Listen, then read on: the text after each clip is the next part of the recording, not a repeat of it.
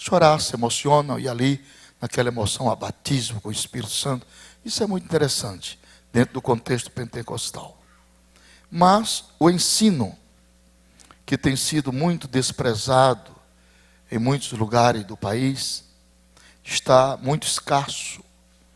E hoje as pessoas aceitam todo tipo de coisa justamente por falta de ensinamento.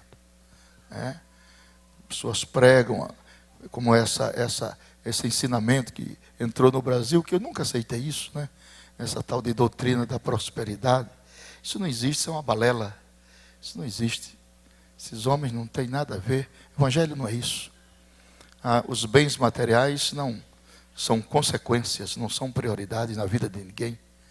Ele acompanha a tua vida espiritual, corre na paralela, mas o básico, o consonante, o prioritário, o real, o verdadeiro, o que nós buscamos é a nossa vida espiritual, é termos uma vida espiritual em comunhão com Deus, resolvermos as nossas pendências e vivermos em comunhão com Deus. Isso é o importante que nós aprendemos. Eu aprendi isso nos primeiros dias de crente do missionário Samuel Nistro, lá em São Cristóvão. Então, isso aí, bens materiais corre na paralela, vai acontecendo normalmente, mas não é o fundamento de nossa fé. Nós não somos crentes para ser rico materialmente. Isso pode acontecer, ter a riqueza de Abraão, de Isaac, de Jacó, mas não como prioridade. Isso vem como consequência. Então, a falta de ensino leva as pessoas a essas igrejas, a essas coisas, esses programas de televisão, e as pessoas ficam muito impressionadas, e você dorme pobre e amanhece rico. Isso tudo passa. Isso tudo são modismo que passa. Só fica a palavra de Deus na sua pureza e na sua simplicidade. Apareceu aquele negócio do cai-cai, já está desaparecendo. Apareceu o dente de ouro, também já está desaparecendo. Vai desaparecendo. Porque não tem conjunção doutrinária, não tem apoio bíblico. Isso vem, é uma onda e passa. Aí fica só a palavra na sua pureza e na sua simplicidade. É só isso aí. Então nós estamos também conscientes de que os ensinamentos bíblicos se dividem em 3 grupos, né? Os mais fáceis, os menos fáceis e os mais difíceis. Essa é a categoria do ensinamento da Bíblia. Quais são os ensinamentos mais fáceis? Os ensinamentos mais fáceis são todos os ensinamentos relacionados com o projeto da salvação da alma. O que quer dizer isso? Que Deus reduziu a salvação do homem a um nível irredutível. Não se pode reduzir mais nada. A única coisa que você faz para ser salvo é só crer. Não tem mais nada. Crer no Senhor Jesus, será salvo, tu e a tua casa. Então, Deus reduziu esse projeto. Então, a salvação, ela engloba justificação, regeneração, eleição, a adoção. Tudo faz parte das doutrinas cardeais da salvação, no ramo da soteriologia. Então, tem os ensinamentos menos fáceis. Está no segundo grupo. São os ensinamentos relacionados com os dons espirituais. Que muita gente diz que os dons espirituais é o adorno da igreja, como se fossem essas flores. Mas dons espirituais nunca foi adorno para a igreja pentecostal. Dons espirituais é ferramenta para o trabalho. Ferramenta para o trabalho. Deus batiza o crente com o Espírito Santo e com propósitos, objetivos de usá-lo dia após dia nas suas mãos. Ferramenta do trabalho. E nessa área de dons espirituais, quem ensina sobre isso, quem pastoreia a igreja, eu fui presidente de igreja há 11 anos, tem que ser uma pessoa muito equilibrada, né? Na área dos dons, porque se ele solta muito, o povo fica fanático.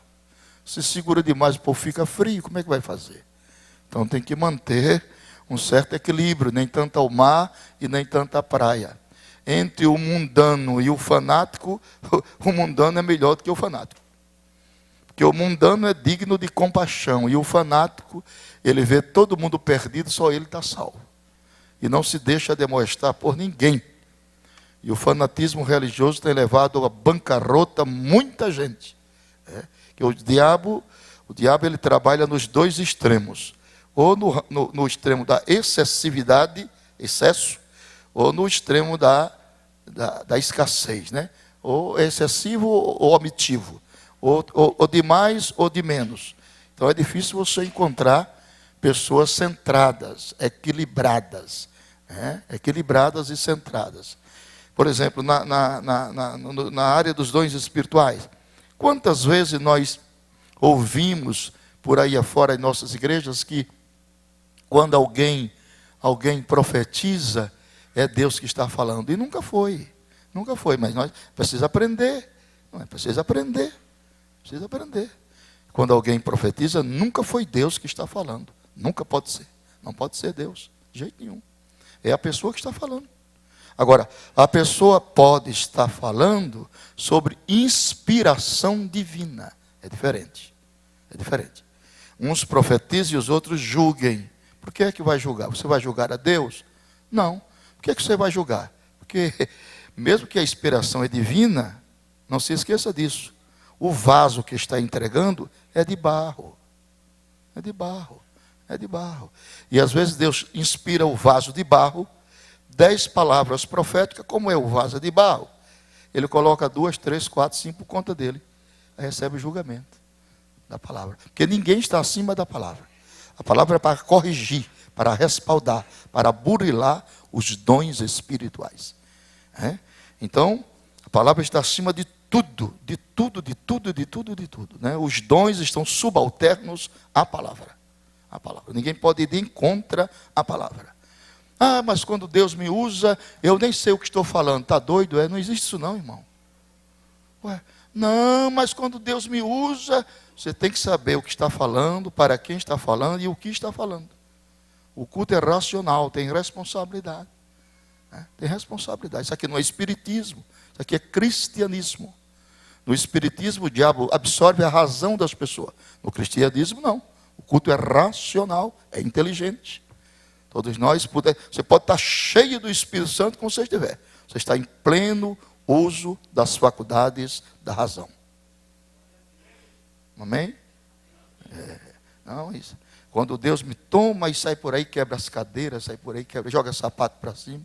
Aí quando Deus me toma, está errado, isso não existe não, meu irmão. Os dons espirituais são coisas maravilhosas. Quando há uma coordenação de ensinamento, uma coisa mais linda do que ver um crente cheio do Espírito Santo. Lágrimas, glórias, louvores, adoração. Essa é a simetria dos dons. Mas para quebrar as coisas, e agora está essa onda, né? Fulano quebrou tudo, mas que não é para quebrar, irmão, aqui é para edificar. Quebrou o quê? A igreja passa tanto tempo construindo, comprando cadeira, dificuldade, aí você chega e quebra tudo. Não é para quebrar nada.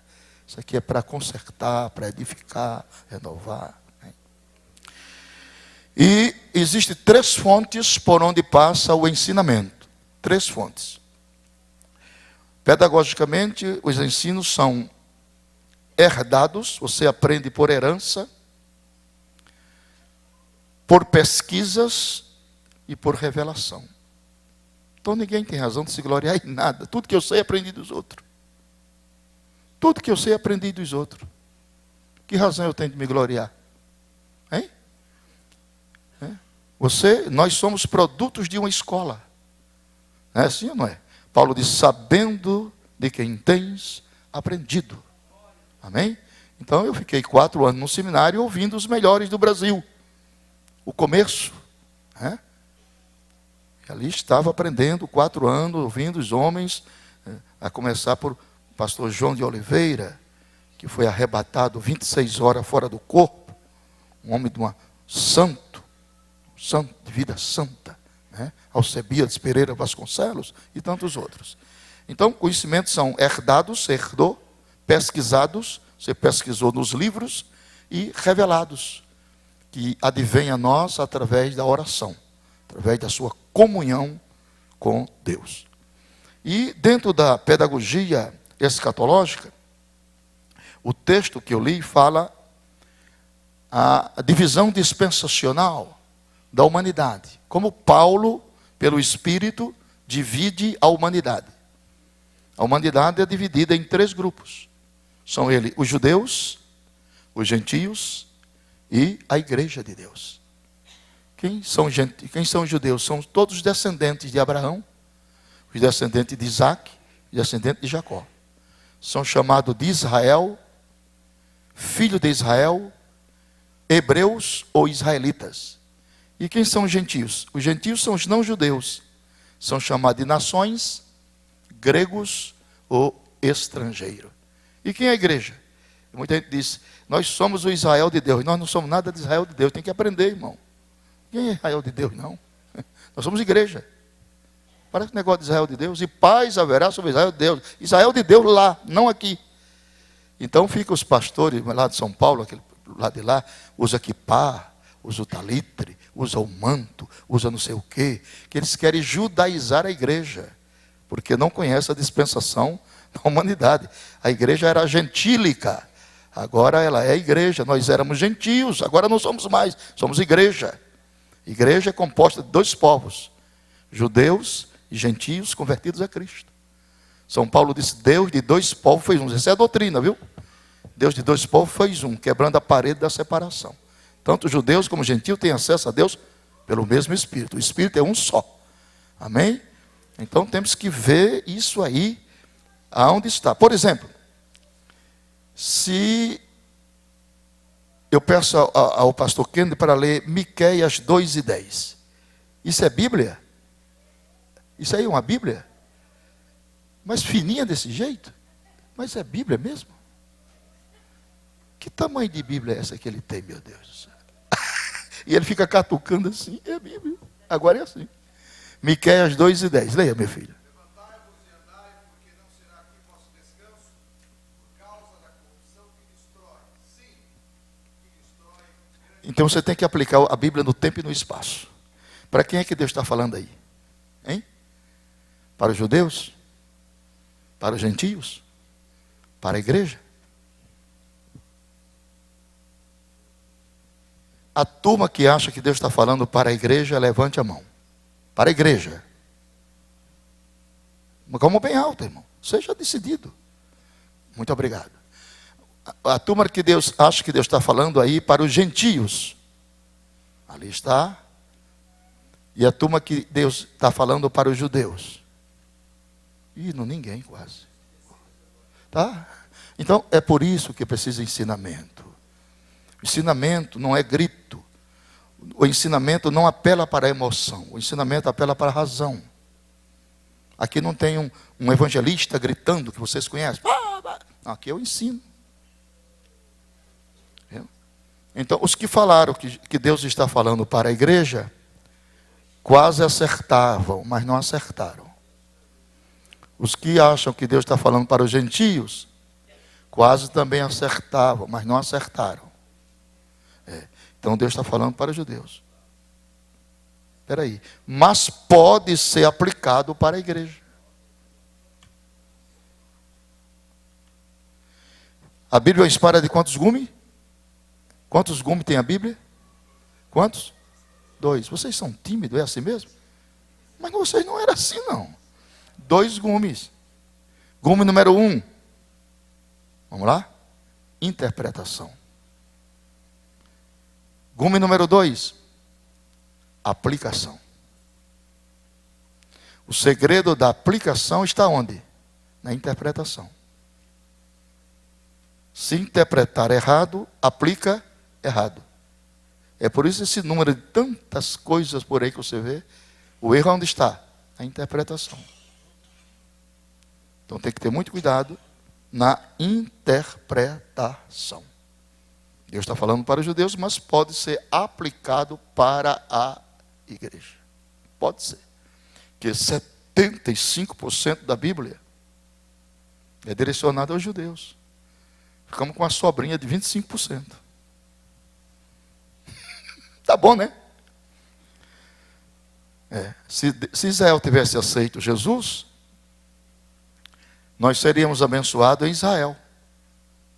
Como Israel rejeitou, nós somos abençoados direto por ele. Você não se alegrou com isso? Hein? Israel rejeitou, Muitas coisas. E por que falar da vinda de Jesus? E por que esse interesse de falar da vinda de Jesus? Sabe por quê? Abra sua Bíblia aí. 2 Pedro, capítulo 3, verso 3 e 4. Na Bíbliazinha do pastor Kenneth, que ele no instante encontra, ela é fininha, mas ele encontra logo. Vá, meu filho. 2 Pedro, capítulo 3, 3 e 4. Ele já encontrou.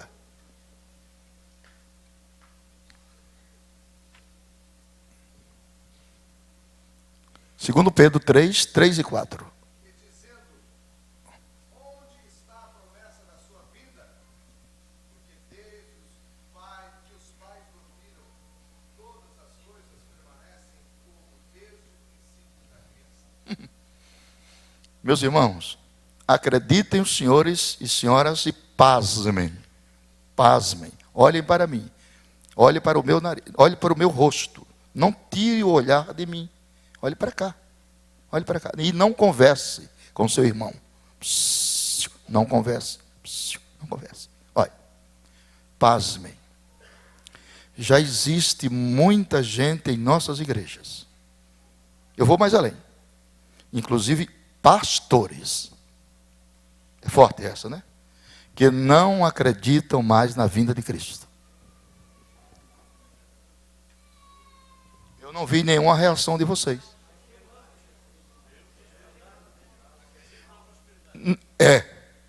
O céu deles é aqui. Quer dizer, a palavra antropologia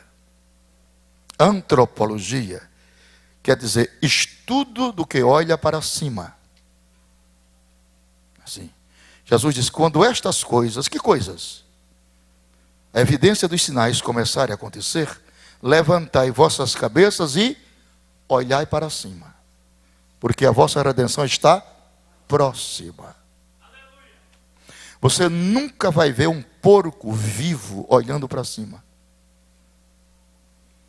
Porco vivo só olha para baixo. Esse povo, esse evangelho de prosperidade, é vocação de porco.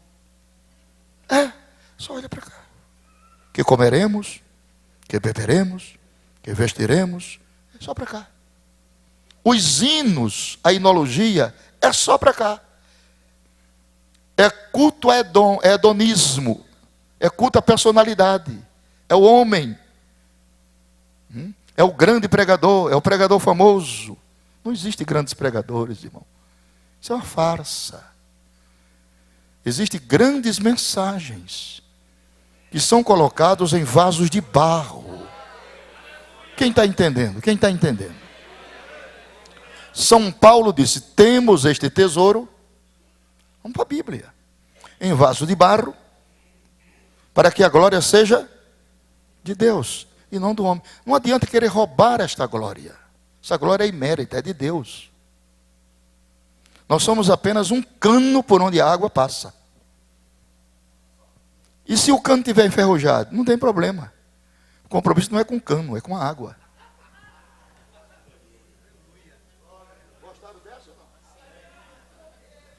Paulo diz, para que eu pregando aos outros, ao cano, eu mesmo não venha a ser rejeitado. Então o que vai tirar o homem do céu chama-se pendências.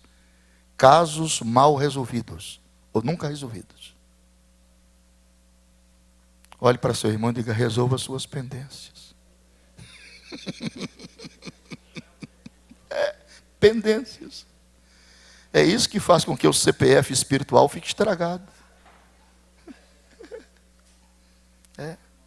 Então, meus irmãos, aqui em São Paulo, um pastor da Assembleia de Deus me abordou e disse, pastor Napoleão, o senhor está pregando ainda sobre a vinda de Jesus? Estou, agora que é mais forte. Esse rapaz não prega não, Jesus não vem não, irmão. Da Assembleia, né?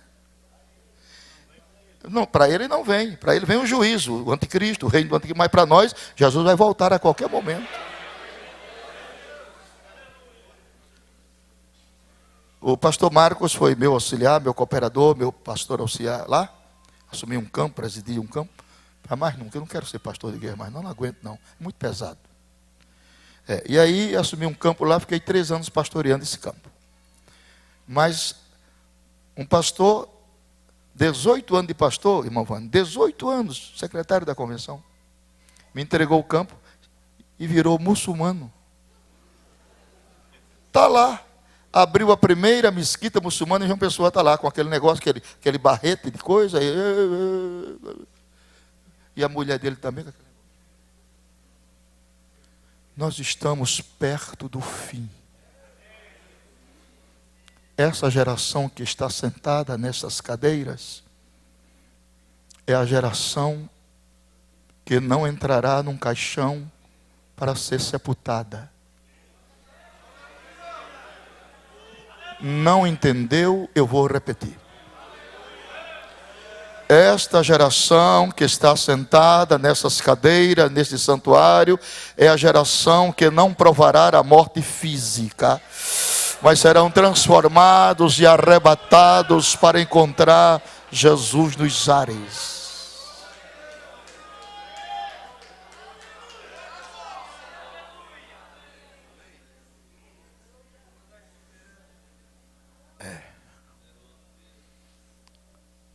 O ano passado eu estava pregando em Londres, 12 noites lá em Londres, uma reunião de líderes. E quando terminamos os trabalhos, saiu na estampa do jornal londrino que 5 países da Europa já não estão mais aceitando no seu quadro aeronáutico 2 comandantes de avião crente. Aquele fez, já entendeu. Eu estou falando aos ouvidos, você está entendendo? Não aceitam mais, porque na cabine de um Boeing viaja 2 homens, né? O comandante e o subcomandante. Então agora eles fazem uma triagem. Se os 2 for crente, não pode, tem que trocar. Tem que ser um crente e um descrente, que estão prevendo que algo vai acontecer e ninguém vai segurar. O arrebatamento da igreja é o caso mais, da Bíblia para mim é o ponto mais culminante, mais indelével, mais brioso, mais digno, mais apoteótico. Viu? Ele é a coroa da esperança da igreja. É o arrebatamento. Mesmo não constando essa palavra nos originais, né? Essa palavra não consta nos originais. Nem hebraico, nem grego. Arrebatamento é uma palavra latina, que significa tirar com muita força de um lugar para outro. Então tem coisas que eu aceito por fé. Eu aceito. Mas eu não as entendo por razão. Eu estudo esse assunto há 48 anos. E estou cobrindo, fazendo um Mobral ainda em cima dele. Mobralzinho. Mobral. Como é que você entende a ressurreição dos mortos? Eu não entendo. Me ajude aí. Daqueles irmãos que morreram nos mares, que foram triturados por tubarões famintos. O Oceano Pacífico, ele tem 11.000 metros de profundidade. É o oceano mais profundo da Terra. Morreram crentes, submergiram nas profundezas, lá nos pântanos. Você lembra do Titanic, no Atlântico? 1.800 e tantas pessoas, das quais 318 eram cristãos, verdadeiro. Aquela mesma orquestra que estava tocando o baile, voltou para tocar o hino 187. Mais perto quero estar, meu Deus, de ti. E o navio submergindo e eles cantando. Aleluia. Levante as suas mãos que eu estou sentindo a presença de Deus. Oriquece anda labassuri. Doricande laocere bachorias. Aleluia. No nosso estudo não vamos ter esses momentos espirituais, agradáveis. Senão ele se torna muito pedagógico, ele se torna muito cansativo. Tem que ter uma pitadinha de espiritualidade. Então eles morreram ali e foram triturados por aqueles tubarões lixas, né? O interessante é que Deus não perde o controle da identidade dos indivíduos. Desapareceram, sumiram para mim. racionalmente, inteligentemente, para mim não existe. Inexistente. Onde vou encontrar nos recôncavos dos oceanos? Hein? Nas profundezas dos mares. Mas quando a trombeta tocar, Deus dá forma ao corpo. E a Bíblia diz: e o mar dará aos seus mortos que nele haviam. Aleluia. Grande é o poder de Deus. Esses assuntos, essa doutrina, esse ensinamento, tem que voltar às nossas igrejas, para não sermos desenfreadamente tão materialistas, e ocuparmos as nossas mentes com essa sensibilidade auditiva da volta de Cristo. Aí seremos melhores crentes, seremos mais fraternos, mais amáveis, mais corteses, mais sensíveis, mais cordatos. Viu? Este assunto, vespertinamente, ele desperta-nos para mover a nossa alma a um sentimento de Cristo. O materialismo é tão desenfreado que ele nos faz indócil, insensível para as coisas do Espírito. E até o tratamento muda, não é mais tratamento de irmãos, de amigos, é tratamento de pessoas e pessoas, simplesmente. Nós temos uma divisa diferente do mundo pagão. Nós somos irmãos pelo laço do Calvário. Ninguém pode quebrar isso. Ninguém pode nos dividir nem nos separar. Ninguém tem direito de dividir o corpo de Cristo. Aleluia. Aleluia. O termo escatologia vem de escatos, últimos, e de logo, tratado, estudo das últimas coisas. É o assunto em eminência. A Bíblia Sagrada, está na nossa apostila, ela usa expressões como últimos dias,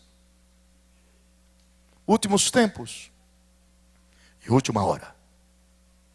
Tudo isso aborda vespertinamente, aponta direcionalmente para a volta de Cristo, né? Com essas frases: últimos tempos, última hora e últimos dias.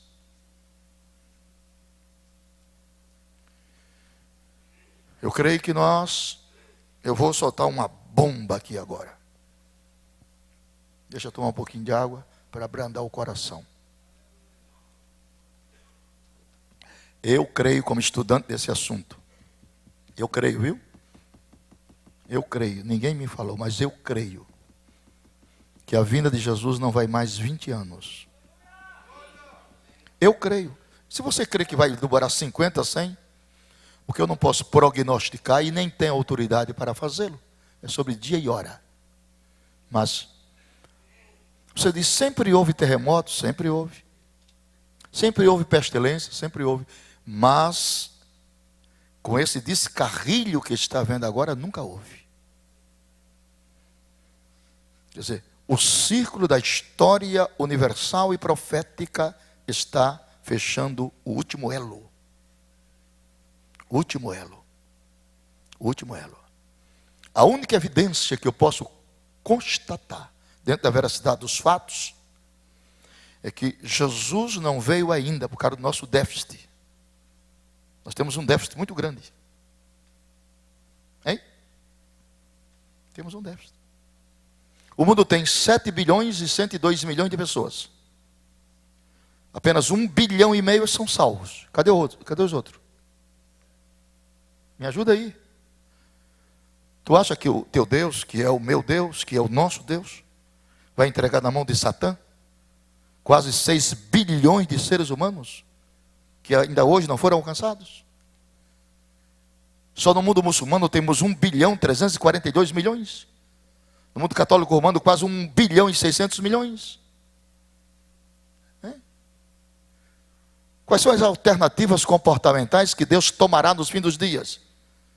Vou dizer: primeiro, Deus vai dar uma sacudidela na igreja. Forte. e vai tirar a igreja dos templos para levar para as praças, para as ruas, para as fazendas, que é o lugar dela. A palavra igreja quer dizer chamados para fora. Foi assim que Deus fez com a igreja de Jerusalém. Nós gostamos do ninho, de ficar no ninho, no conforto, né? Aí o que Deus fez? Colocou espinho no ninho. Para onde ela se virava tinha espinho. Para onde se virava, aí pulou do ninho. Quando pulou do ninho, pela perseguição, aí foram para Samaria. Aí a igreja começou a entrar em evidência. Deus levanta Filipe. E os milagres começaram a aparecer. Deus não perderá essa batalha. Aleluia. Ele vai usar esta igreja numa dimensão tão grande. E eu estou sonhando com isso. Semana passada, eu fiz 4 trabalhos. Em Maranhão. 4 noites em 4 cidades. Quantas almas? 736 almas. 4 noites. Isso é muito pouco. Isso é muito pouco. Nós fizemos um trabalho no estádio do Clube do Remo, em Belém. 1.500 decisões numa noite. O povo está faminto de Deus. O povo não aguenta mais o que está ouvindo. Isso aí é borra, não vale nada. Mas Deus vai suscitar, meio a esta apostasia de valores, uma geração de homens e mulheres cheios do Espírito, para sacudir esta nação. Quem crê nisso? Sacudir a nação. Sabe por quê? Porque quando os homens endurecem o coração, como a igreja dele, aí Deus intervém na história. Acabou-se. Ele interviu na história de Babilônia, ele interveio na história de Nínive, ele interveio na história de Damasco. Ele intervém na história, porque a história é dele. A história é dele. História sem a história dele não é história, é conto. Ele é o dono da história, é o senhor da história, é o comandante da história. A história está na sua mão. Aleluia.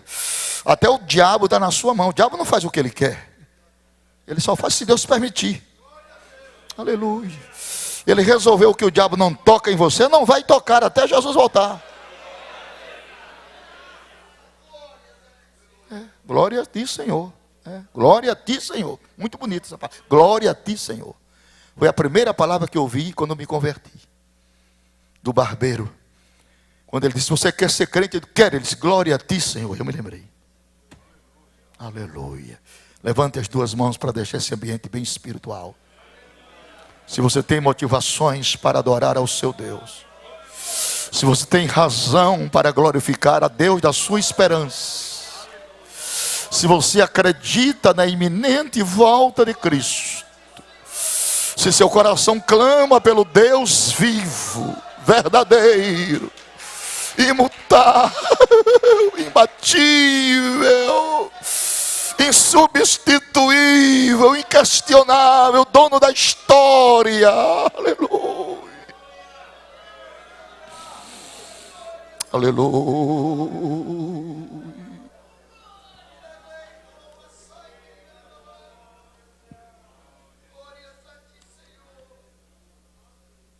É com base nessas expressões escatológicas foi tomado para designar o estudo dos acontecimentos finais no plano de Deus para este mundo. Normalmente, quando se estuda teologia sistemática, a escatologia surge sempre como último capítulo. A escatologia não dedica-se apenas ao estudo dos últimos acontecimentos, mas também aos fatos que se relacionam com o destino do homem. É o destino do homem. Só o Evangelho pode dar estabilidade e segurança a um homem pós-morte. Só o Evangelho. Nós habitualmente dizemos, quando uma pessoa morre, nós dizemos assim, fulano passou para o Senhor. Essa expressão está errada, vamos corrigi-la hoje. Passar para o Senhor, você passa no dia que aceita Jesus. Aceitou Jesus, já passou para o Senhor. Quando a pessoa morre, morreu, é morte mesmo. Não tem paliativo não. A Bíblia diz, Moisés, meu servo, é morto. Morre. desintegração. Um cientista francês chamado Roberto Rouquet, no ano de 1665, ele descobriu a famosa teoria das células. Ele diz: teoria celular é a afirmação de células categóricas que todos os seres vivos são formados de células.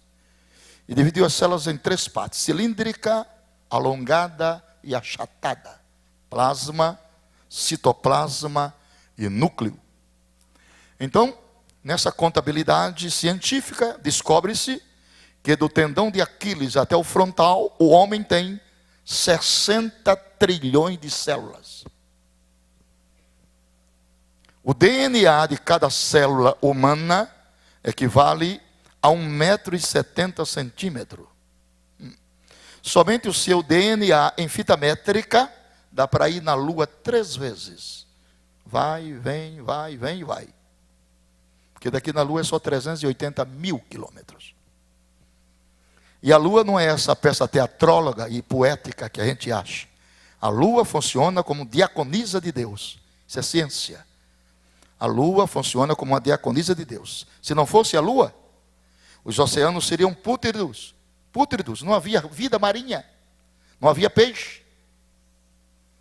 A Lua trabalha no equilíbrio dos pântanos. A Lua oxigena os mares e renova suas águas através da chamada tábuas das marés. É a Lua quem faz isso. Deus faz isso só pensando em você. Para você comer um peixe bom, um camarão bom, uma lagosta boa, e você não conhece isso, não dá glória a Deus.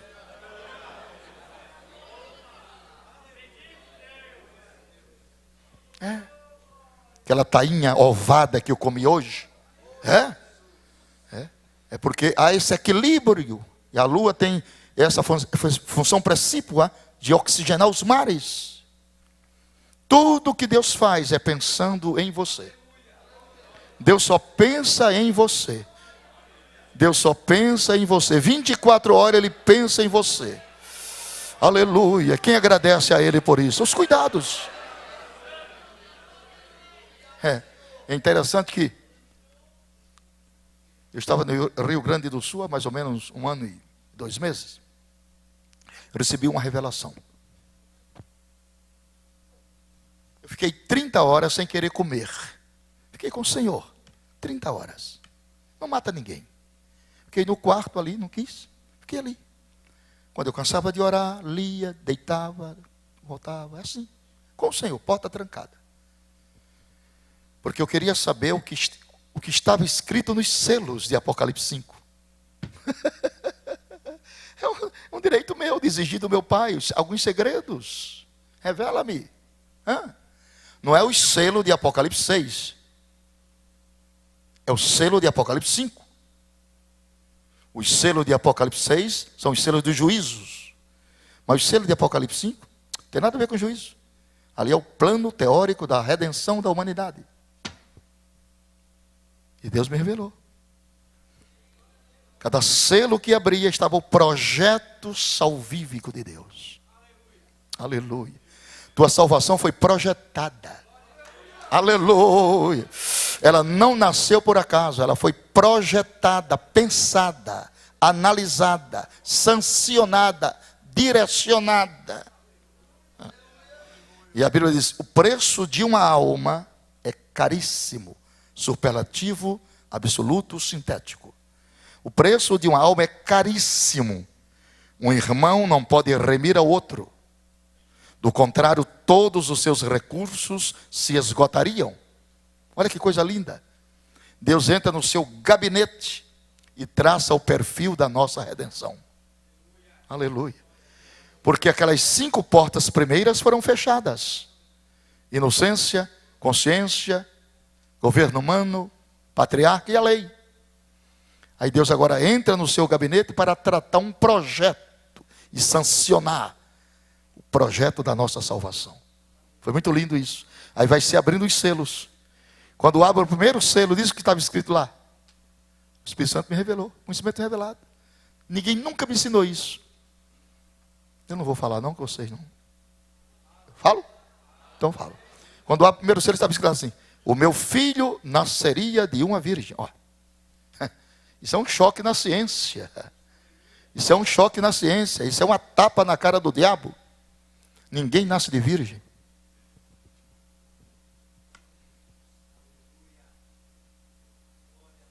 Isso para você é fácil, para mim é difícil.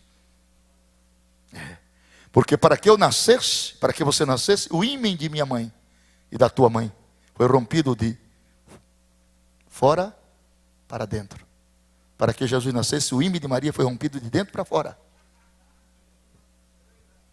Você não tá, isso para você é tão fácil, né? Isso chama-se mistério da encarnação do verbo. Há 2 mistérios na Bíblia, que pastor nenhum sabe. Encarnação e piedade. Aleluia. O mistério da piedade é o mistério da trindade. O homem não é uma trindade, o homem é uma triunidade. Aleluia. Espírito, alma e corpo. O corpo é a bainha da alma. A alma é a sala de gravação do espírito. O espírito é o elemento que tem contato com Deus. Você não dá glória a Deus, pecou. Eu vou dar glória a Deus no seu lugar. Glória a Deus, que é para você não pecar. Então, projeto da salvação. Ali está todo o plano salvador de Deus. Todo o plano. Porque antes de Jesus se humanizar, ele já existia. Ué. Provérbios 8, 22, como é que diz lá? Se está decorado. No princípio o Senhor me possuía. Antes das suas obras mais antigas. Quando ele construía os cosmos, ali estava eu. Eu era seu aluno e seu engenheiro, e com ele folgava na sua delícia. Quem era ele? Mas Deus nunca foi visto por ninguém, mas se revelou. Como? Teofanicamente. Né? Gênesis 18. Quantos anjos apareceram a Abraão? 3. Quantos foram para Sodoma? 2. Quantos ficaram? 1. E aquele que ficou? Abraão adorou. Ofereceu uma novilha. Anjo não recebe adoração. Aquele recebia. Quem era ele? O nome de Deus estava nele.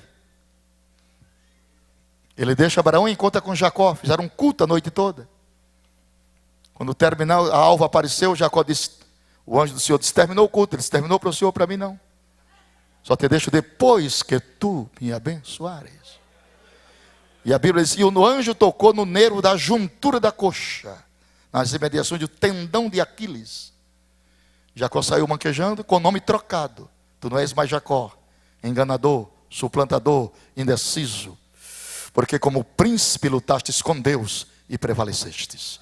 Agora és Israel, imbatível. Israel venceu a batalha de Yom Kippur em 67, tocando lata de 20. Eles não entenderam não, eu tenho que repetir. Israel venceu a batalha contra 4 nações poderosas, na batalha de Yom Kippur, 67. Golda Meir era ministra, Moshe Dayan, o seu general.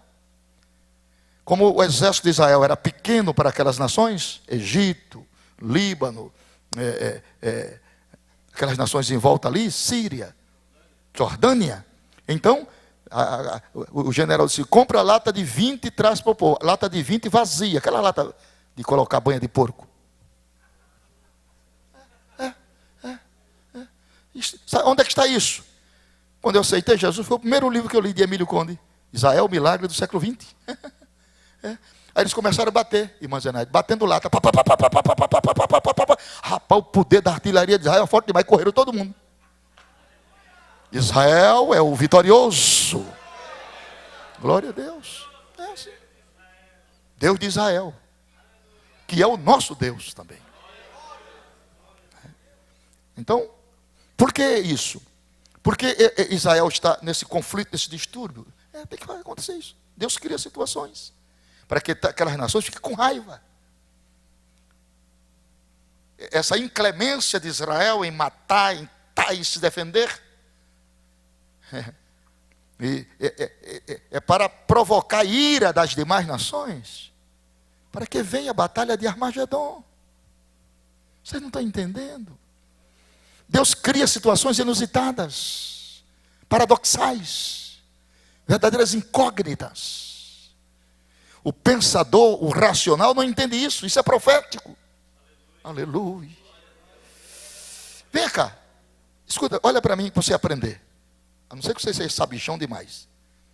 Como é que Deus pega 3 milhões de pessoas e coloca no deserto? Está errado. À luz da minha razão, está muito errado.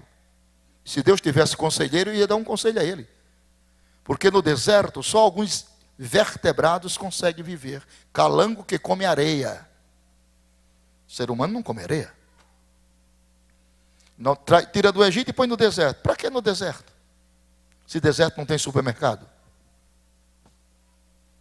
Se deserto não tem loja de tecidos. Hein? Só que quando Deus chama, Deus cuida. É muito complexo isso. Quer dizer, nós somos 70% líquido. Como é que nós sobrevivemos no deserto a 56, 60 graus? Deus sabe disso. O que é que Deus faz? Chama para o deserto e instala um aparelho de ar-condicionado. Olhe para seu irmão e diga: por que você está calado? Eu não dá um glória a Deus. Mete uma nuvem em cima deles, né? Mete uma nuvem e lhe dá uma lei. Olha a lei dele: não ande na frente da nuvem, nem ande atrás da nuvem, ande debaixo. Nada pode te afastar da presença de Deus. A nuvem está aqui. Permaneça debaixo da obediência ao Senhor. Aí chove maná. Chove maná. Chove maná. Chovia todo dia maná. Como Deus conhece a minha composição química e orgânica, tu acha que Deus ia mandar uma balela? Deus ia mandar um maná sem nenhum contingente de suficiência para a sobrevivência? Deus colocou no maná aminoácido, proteínas, peptonas, amilases, amido, vitamina A, B, C, D, E. Deus colocou no maná. E a Bíblia diz que o maná era tão forte que só podia colher um por pessoa. E não podia guardar para o outro dia porque apodrecia. Ali estava a textualidade analítica e profética da oração do pão nosso de cada dia. O de hoje Deus já me deu e já lhe deu. O de amanhã já está garantido na mão do Senhor.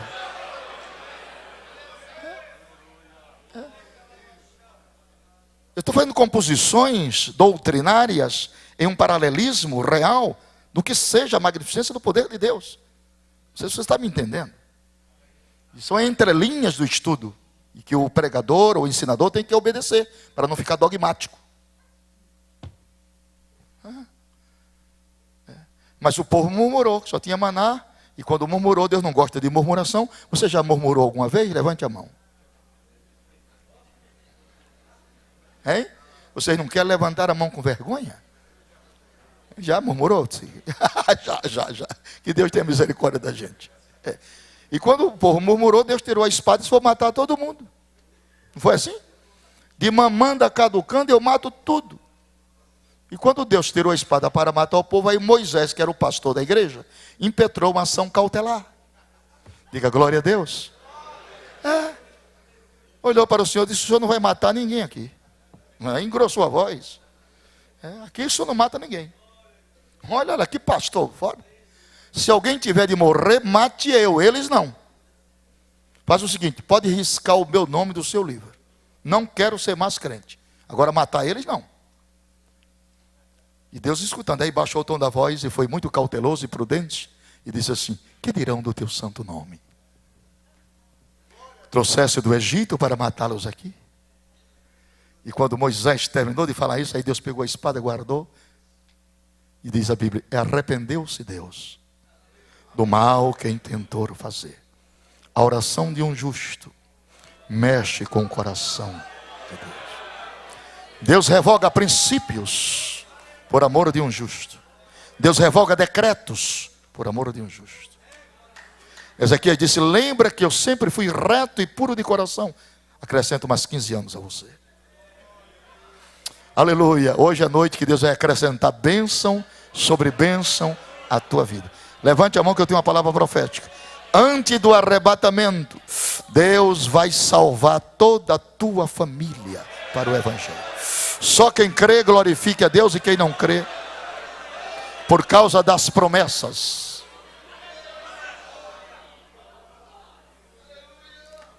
Ninguém sobrevive sem água. Deus cria uma rocha de estio. E segundo pesquisa do Alto Comando de Oficiais Generais americano, era 1.500 toneladas de alimento por dia. Tinha que ter todo dia 1.500 toneladas. E todo dia tinha.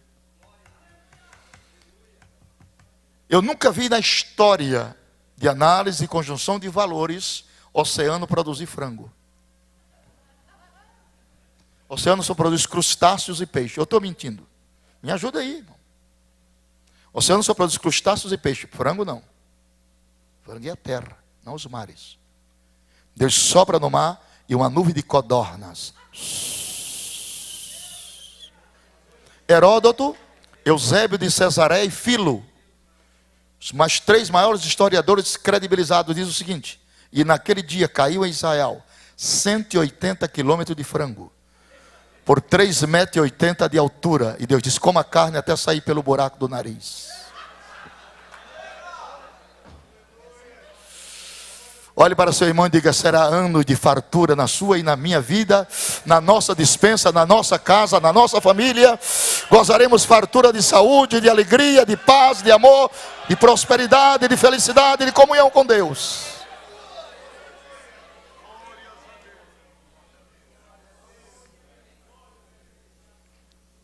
Isso aqui. Agora apareceu um rio no deserto de Negueb. Assistiram aquilo? Hein? Agora, semana passada. Do deserto. Daqui a pouco lá vem um rio, estourando. Sai debaixo da terra. Profecia de Isaías. O deserto florescerá como narciso. Rebentos de águas aparecerá. As profecias se cumprindo. Aleluia. Está tudo pronto. As vestes dos sacerdotes, filhos de Levi, já estão todas confeccionadas. A mesquita de Omacai, porque o arqueduto de Zedequias passa embaixo. Ela está toda rachada. Aleluia. Os judeus estão esperando isso. As vestes estão confeccionadas para voltar ao sacrifício no milênio. E diz os historiadores que a novilha vermelha já apareceu. Está tudo pronto. Os judeus ortodoxos esperam pelo Messias. Se alguém provasse hoje que era descendente da tribo de Judá, seria hoje aclamado e conclamado o rei de Israel. Ninguém prova. Prova que é da tribo de Dan, Levi, Naftali, Zebulon, Isacar, Manassés, Simeão, José, Benjamim. Mas Judá não. Ninguém prova. Apocalipse 5. João disse: eu chorava muito. Nem no céu, nem na terra, ninguém foi achado digno de abrir o livro, desatar os selos. E o Senhor disse: não chores mais, está aqui o leão da tribo de Judá, rei de Davi, que venceu para rasgar os livros, abrir os livros e os selos e sair vitorioso. Então nós estamos na iminente volta de Jesus Cristo. Já estou vendo pelos olhos da fé toda a cidade de Criciúma, toda, e região, cheia de roupa de crente e calçado. Vai ficar tudo na rua. Vai, como testemunho. As praças, supermercados, faculdades, escolas, parques, igrejas, todo lugar. Sapatos e calçado de crente aos montões. Bolsas, Bíblia, vai ficar. Como testemunho que houve o arrebatamento da igreja. Paulo chama isso num abrir e fechar de olhos. Mas no grego clássico atualizado, não fala abrir e fechar, fala abrir e piscar de olhos. É mais rápido do que o fechar. É o pisco. 3 milésimos do segundo. Dar-se ao arrebatamento. Aleluia. Então nós estamos vivendo esta hora undécima, esta hora final, esses últimos dias. Por isso que eu enfatizo, muito de vocês não provarão a morte física. As mortuárias de Criciúma não venderão caixão para muitos crentes que estão aqui. Muitos crentes que estão aqui. Aleluia, aleluia. Quem crê nisso? Quem crê nisso? Muitos crentes. Porque fazem parte do arrebatamento daqueles que serão arrebatados. E a vinda de Jesus dar-se-á, segundo os maiores entendidos e pensadores, uma vez, em 2 fases. Na primeira fase ele virá para a igreja. Na segunda fase ele virá com a igreja. Na primeira fase os incrédulos serão deixados. Na segunda fase os incrédulos serão destruídos. Na primeira fase haverá segredos. Na segunda fase haverá lamentações. Na primeira fase ele virá sobre os ares. Na segunda fase ele virá sobre Monte das Oliveiras. A lei foi dada no monte. O primeiro sermão que Jesus pregou foi no monte. Ele foi crucificado no monte. Ele subiu ao céu do monte. Ele voltará em glória sobre o monte. E Deus já mostrou isso a Salomão. Cantares 2 diz assim: esta é a voz do meu amado. Ei-lo aí que já vem pulando sobre os montes, ó, saltando sobre os outeiros. O meu amado é semelhante ao gamo, ao filho do veado. Ei-lo aí reluzindo pelas grades. Ele diz: levanta, amada minha, formosa minha, e vem. Porque eis que passou o inverno. A chuva cessou e se foi. Aparecem as flores na terra. O tempo de cantar chegou. E a voz do Espírito Santo ouve-se em nossa terra. Então nós estamos a um passo do arrebatamento. Quem tem certeza, se a trombeta tocar agora, sobe, levante a mão e dê glória a Deus mais afinado da sua vida.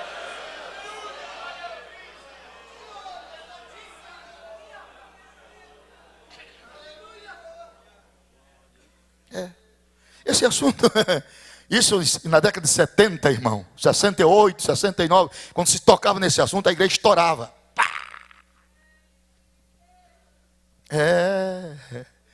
Muita gente ainda fica com aquela interrogação, será? Mas eu louvo a Deus, que ainda tem um remanescente na terra, que acredita piamente no arrebatamento da igreja. E eu quero acreditar que uma boa parte dele esteja aqui hoje ouvindo e participando do seminário.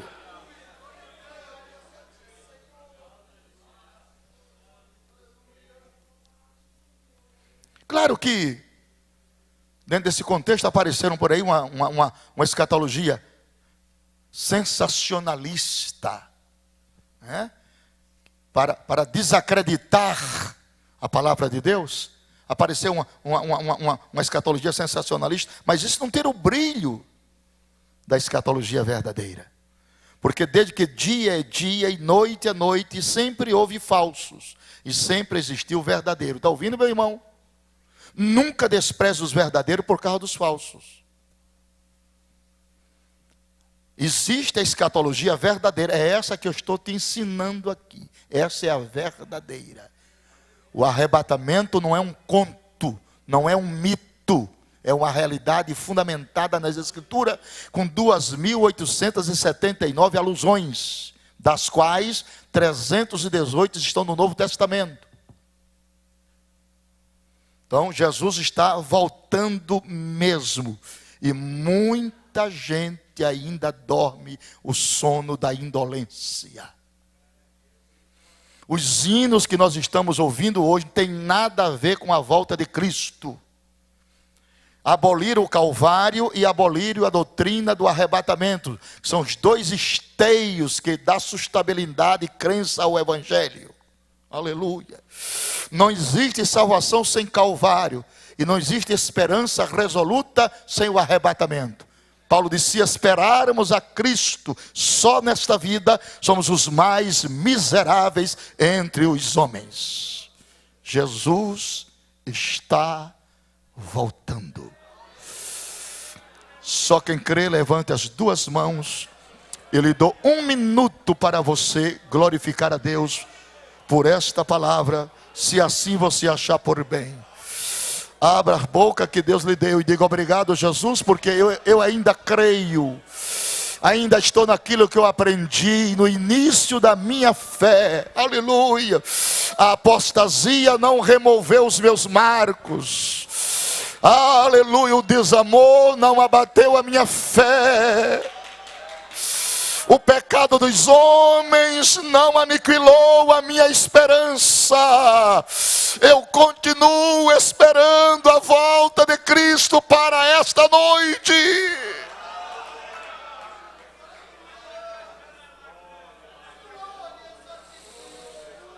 Abacalassuri endecala.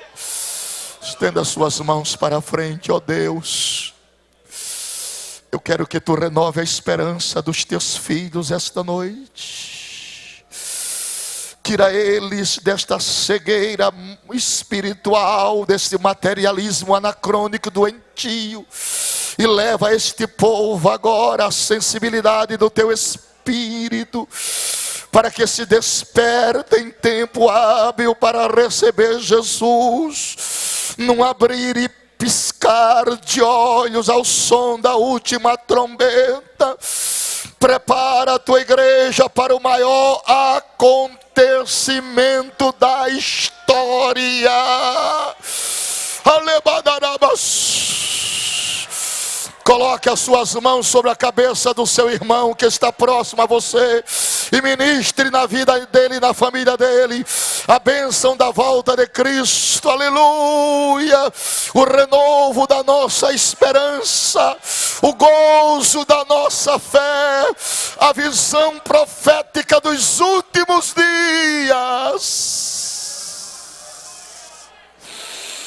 Aleluia! Aleluia.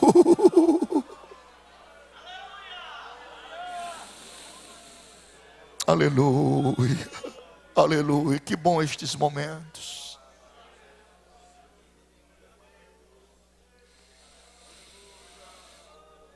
Aleluia. Aleluia. Aleluia. Aleluia. Aleluia. Foi nesta igreja que há 35 anos Jesus entrou em pessoa. Foi aqui que ele entrou. Aqui. Isso aqui era um assoalho de madeira. E ele entrou aqui dentro. E não saiu não. Ele continua aqui neste santuário. Aleluia.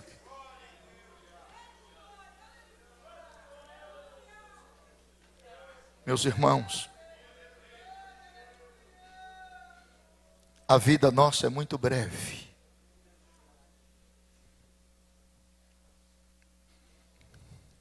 Eu quero que você se disponha de toda mágoa, todo rancor contra o próximo. Quero que você se disponha de todo ódio, todo orgulho, toda ostentação. Porque nem eu nem você temos inimigos visíveis. Todos os nossos inimigos são invisíveis, porém reais. Estou falando para a gente espiritual, dentro do mundo espiritual.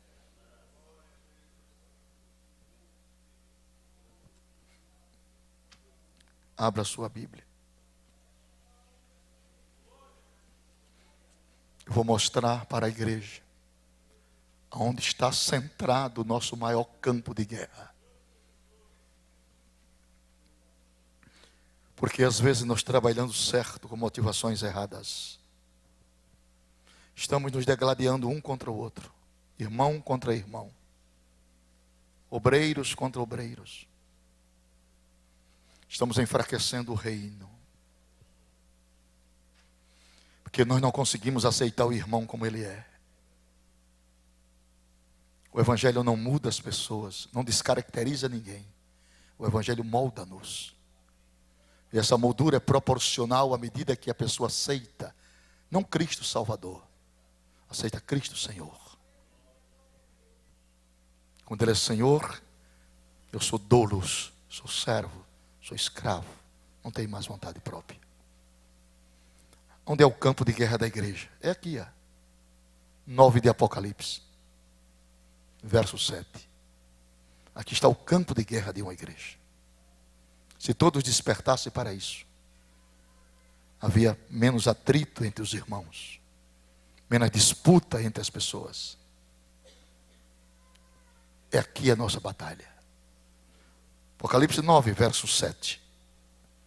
Dizia: o aspecto dos gafanhotos eram semelhantes ao de cavalos aparelhados para a guerra, e sobre a sua cabeça havia umas como coroas semelhantes a ouro. Parecidos. Seus rostos eram como rostos de homem. Tinham cabelos como cabelo de mulher. Seus dentes eram como de leão. Tinham coraça como coraça de ferro. E o ruído das suas asas era como o ruído de carros, quando muitos cavalos correm ao combate. Aqui está o campo de batalha da igreja. Lá embaixo tem uma coordenação, um comando. Está no versículo 11. E tinham sobre si um rei, o anjo do abismo. Em hebreu, Abaddon. Em grego, Apolion. Um reino organizado com um presidente. Primeiro-ministro de Lúcifer. Aprendam, marquem, risquem, abra o coração.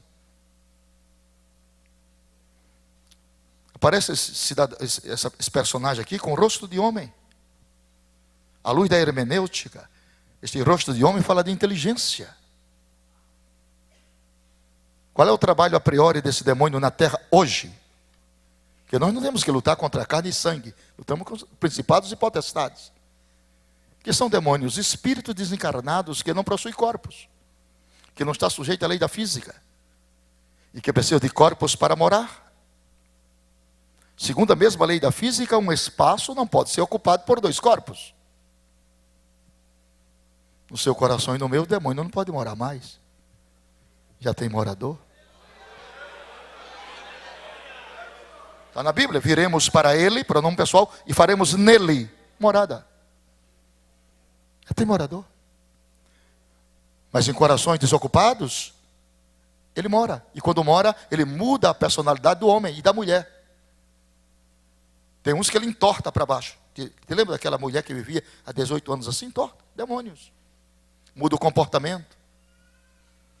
Mulheres ficam insaciáveis, não pode ver homem, homem não pode ver mulher.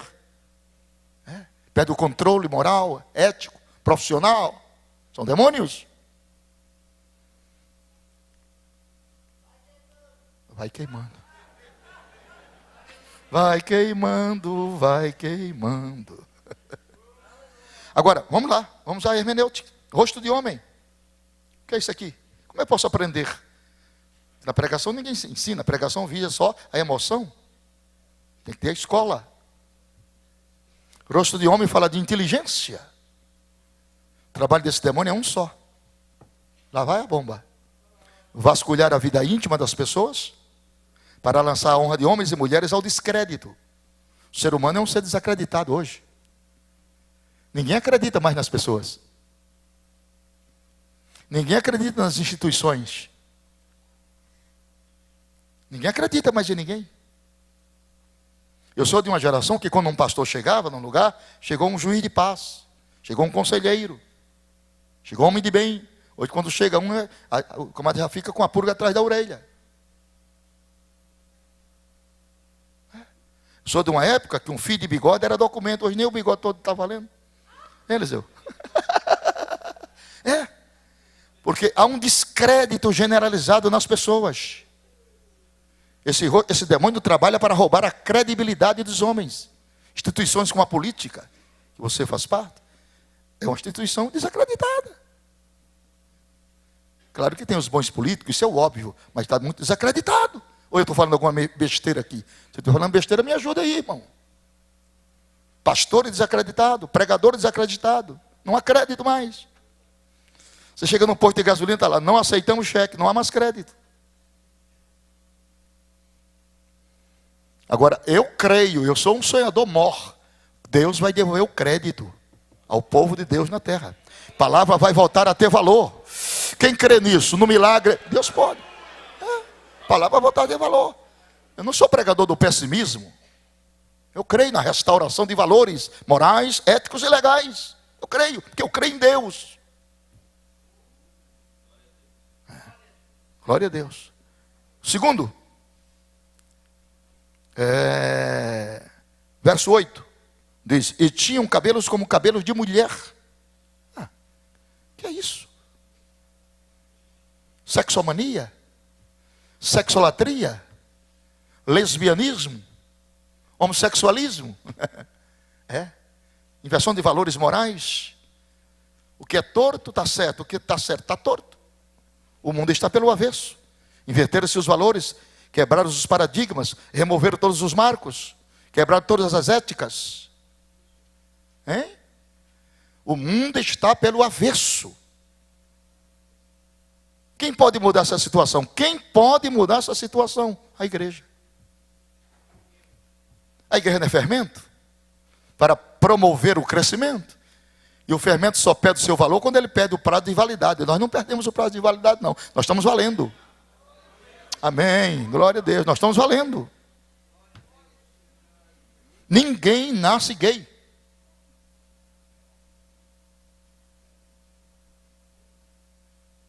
Ninguém nasce homossexual. Isso não é paródia. Isso é verdade. Deus não errou na fórmula. O que está em jogo aqui é a moral do Evangelho. Deus criou macho e fêmea, homem e mulher, Adão e Eva. Aleluia. Você não dá glória a Deus com medo, né, das consequências. Deixa eu cair nas minhas costas. Ué, eu estou falando, sou responsável. Pode cortar minha cabeça, Deus não errou na fórmula. É homem e mulher. Levante a mão se você acredita também na Bíblia. E para crer na Bíblia tem que se insurgir contra o princípio da sociedade. Deus amou o mundo, não o sistema. Deus amou o mundo, não o sistema. Glória a Deus, digo eu. Olhe para seu irmão e diga para ele: se você não der glória a Jesus, eu saio de perto de tu.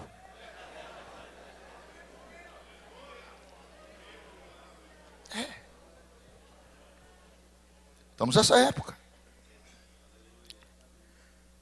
E seus dentes eram como dente de leão.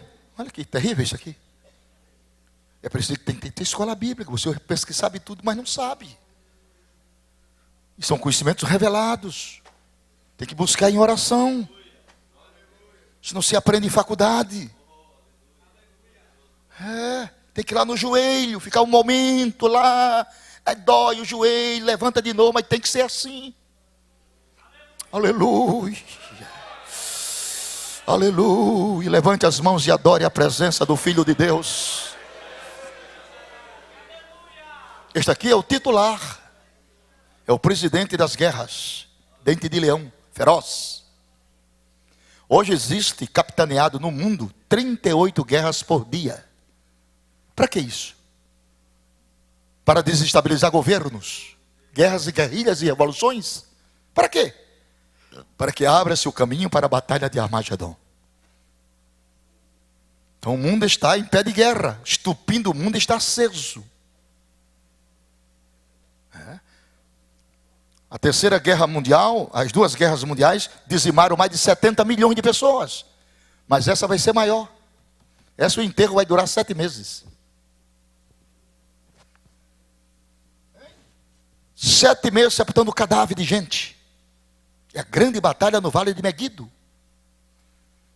Então o mundo está convergindo para isso. E te digo mais uma coisa: você que não é crente, aqui tem pessoas que vieram a coisa da Igreja Católica, e eu quero tratá-los com muito respeito e dizer que são muito bem-vindos. Mas eu quero dizer para você que Deus tem o controle no seu mais alto absolutismo de todas as coisas, do mundo visível e invisível. Deus está aqui como a figura de um pescador profissional. Ele fisga o peixe e não puxa. Puxa a hora que ele quiser. Fica dando linha. Mas está fisgado. Está tudo fisgado. O mundo está no controle de Deus. Ele se assentou no trono da história. Aleluia. Nada foge do seu controle e de sua determinação. Quando Ele quer, Ele faz um urubu virar garçom. Quando Ele quer, Ele faz uma baleia virar transporte. Quando Ele quer, Ele faz uma mulher virar tempero. Você não lê a Bíblia? Então ficou questionando. O que é isso que Ele está dizendo? Vá ler a Bíblia. E a mulher de lá olhou para trás e transformou-se numa estátua de sal. E sal não é tempero? Olha para seu irmão, oferece um sorriso a ele, porque está muito sério para o meu gosto. Abre um sorriso de alegria, de gozo, de contentamento, de felicidade, por participar dessa esperança e ter o coração se aberto para entender as revelações escatológicas de Deus e do tempo do fim. Quem devia estar muito sério aqui era eu, que eu sou oficial do exército e todo militar é muito sério. Eu sou de infantaria. Mas não, o gozo da salvação me levou a isto. Eu sinto a presença de Deus na alma. Aleluia. Quem está sentindo comigo esta presença? Tem uns 4 minutos para terminar. O pior está vindo agora. Versículo de número 9. E tinham coraça como coraça de ferro. Quem é esse? Eu tenho rosto de homem, eu tenho cabelo de mulher, eu tenho dente de leão e tenho coraça de ferro. Hã? Quem é? Aqui ninguém manda a banca dele não, meu irmão. Isso aqui é o pior de todos. É o chefe do tráfico de drogas. O diabo faz isso para que não haja mais uma geração de pastores e pregadores, matando a juventude nas drogas, na maldita cocaína, álcool. Aleluia. O governo Alckmin está lá até hoje na pendência para resolver o problema. Não resolve nunca. Isso é um problema estritamente espiritual.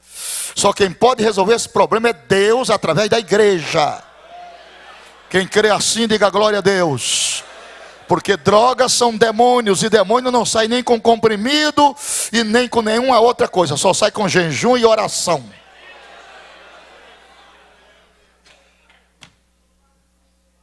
Para sempre.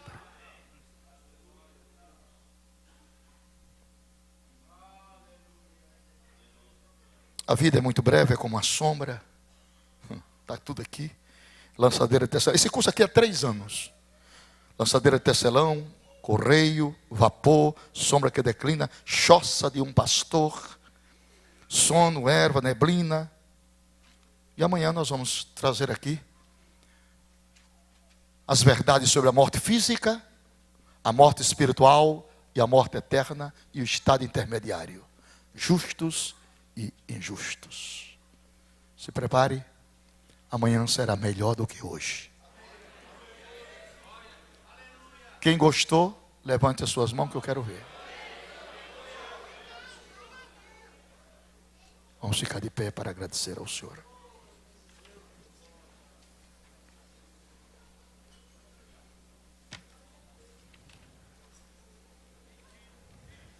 Sempre vou lembrar da coragem, do amor, da firmeza e vontade, da fé e devoção,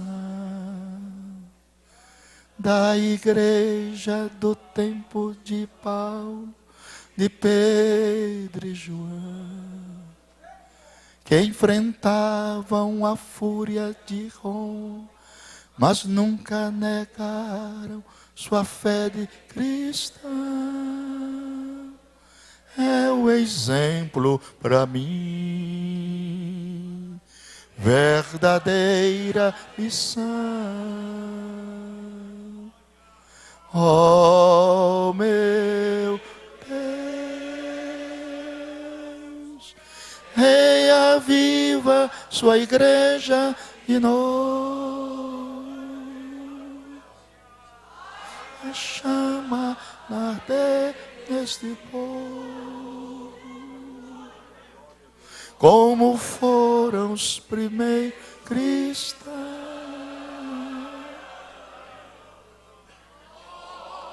Meu Deus, reaviva sua igreja e nós.